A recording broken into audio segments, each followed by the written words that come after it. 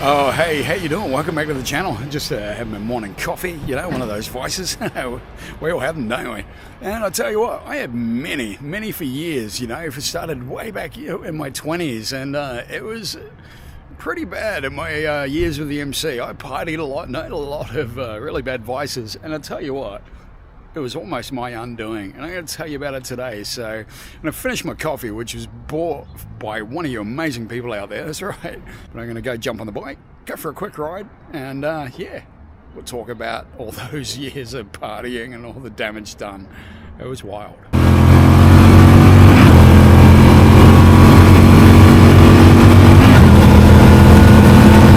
Let's talk about it. Let's talk about our vices. You know, we all have vices in our life. Coffee, alcohol, cigarettes, drugs. Drugs are a huge vice, and for me it was a massive vice for many years. You know, I was really hooked on a lot of different drugs, from cocaine to amphetamines to ecstasy.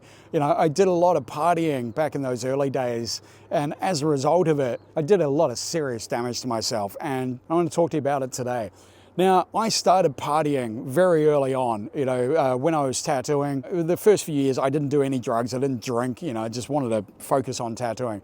But after a few years, when I went to Australia, I got involved in this party scene. I tattooed a lot of people who were involved in it, you know, did drugs. I also used to hang out at a bar in Brisbane. It was notorious for all sorts of partying and carrying on. And I was into it. I was there most nights, you know, doing whatever, you know, normally a bit of go fast or dropping pills, you know, and it was always in the bathrooms and cagey stuff always. But it was all about it. I'd go to raves and just party all night with friends, and you know, oh, it was fantastic. So when I first got involved with the MC, it was like, oh, these guys are, you know, old school and not really into partying. But then I met my friends who are just, you know, around the same age, and they're into the same things. We just really into this whole party scene. We wanted to go out clubbing, you know, listen to doof music, take all sorts of chemical concoctions and just go and have some fun. You know, and that financially cost me a lot, but I was a tattooist, so I was making a couple of grand a week at the time, so it didn't really matter.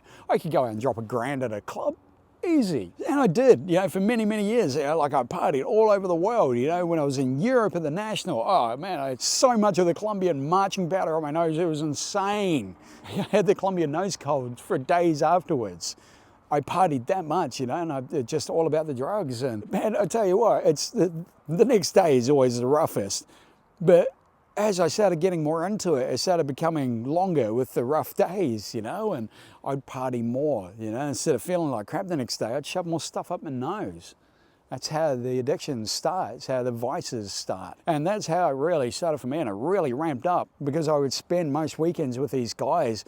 We'd go into the clubhouse and I'm like, hey bro, you wanna, yeah? And I'd be like, yeah. Next thing I know, it's 5 o'clock in the morning and we're walking out of a club going, where are we? Where have we been? What are we doing? You know, let's go party some more. Let's go back to the clubhouse, you know, and just continue. And we did. But it all comes to a head. When I was about 27, I went and partied for one wild weekend. You know, I started at the clubhouse and we just got on it all night until the next day. I went working, you know, and a lot of amphetamines to keep me going through work. The Sunday night, my girlfriend came over to party with me and we dropped a whole bunch of pills and did all sorts of stuff, and the next day I ended up in hospital. And I'm like, what the heck's going on? Like, well, you've had a stroke-like event. Your brain's fried. I'm like, oh, really? Okay, yeah. I'll do more drugs, that'll help, right? Yeah, no.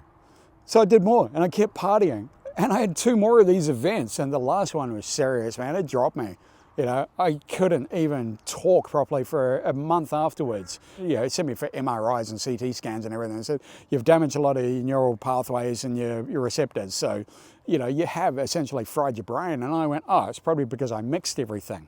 Yeah, I'll just stick to the one this time. My wife said to me at the time, like, I don't want to be married to a vegetable, so you need to sort this, you know, just get away from it. And I did. I started tapering off. I stopped going to the clubhouse, you know, every week. I'd go every other week, and yeah, eventually I stopped partying and I moved away. You know, I got away from the MC as I, you know, hanging out with the guys from the skinhead gang who were anti-drug. Oh, they're fantastic. This is what I need. You know, I need to be away from that. The only problem is they were heavy drinkers and they abused alcohol, mostly so they could abuse each other. I wasn't into drinking, so I didn't partake in that life. But it was like, man, this is kind of boring. And I tell you what, there was a few times through those years when I did actually party and I did consume. I was still married. We used to partake. We'd love it, My 34th birthday, I partook in, it was a cocaine, whiskey and cigar evening. I got the cocaine, whiskey and heroin.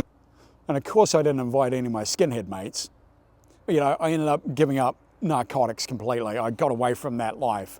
It was damaging to me. It had done a lot of damage, especially to my mental health. Because the depression after having those stroke-like events was insane because I damaged so much of my serotonin receptors.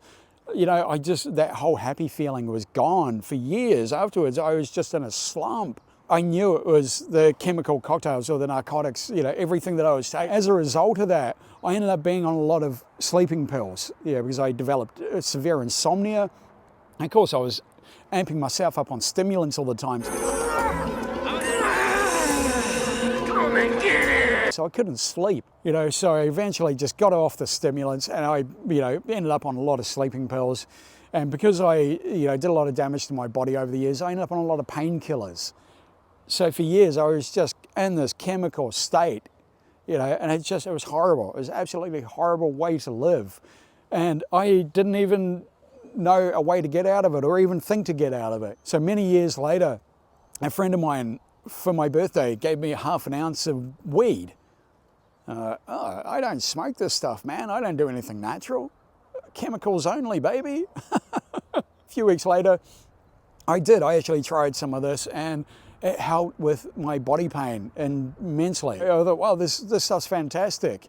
And it actually helped me to wean myself off the painkillers and sleeping pills that I was on. Because I was on a lot. I was on codeine, I was on temazepam, I was on zopiclone, and it was all prescribed. And it wreaked havoc with my head all the time.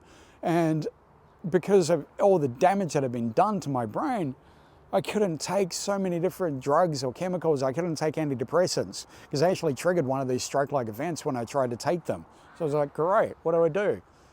So thankfully, I, many years later, discovered cannabis, and I have been using it medicinally since then, since 2015, 2016, and it's been the greatest help. I no longer take sleeping pills, I no longer take painkillers. I have not taken any kind of narcotic in over 8 or 9 years now. Also, don't even smoke cigarettes anymore. So one less vice, woohoo. All I'm left with now is coffee. Yeah, coffee's my vice, and you know what? I don't mind. I don't mind at all. And thank you to everyone who buys me a coffee too. You guys are amazing, like seriously. And if you want to know how to buy me a coffee, it's in the link below. Check it out. After all that, all those years spent partying with the MC, there was a price to pay, and it was my health. Thankfully, most of the damage that was done has been reversed over the years. And now I'm very careful about what I put into my body.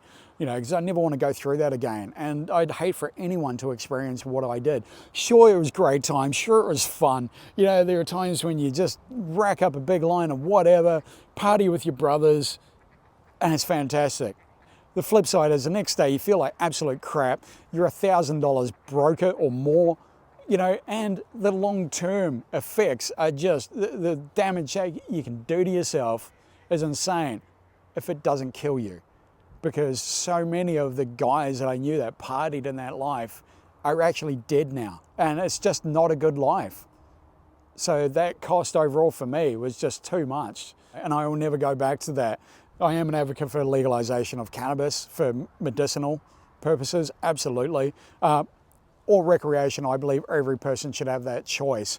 But for me, having access to it for medical reasons is just, it's super important these days for me. It's a big part of the reason why I'm going to Thailand for medicinal uses. It is legal there now. Anyway, thank you so much for listening in to another one of my videos on a Sunday. Great to have you here. It's been awesome. And as always, if you want to support the channel, many, many different ways, you can buy me a coffee. Love my coffees.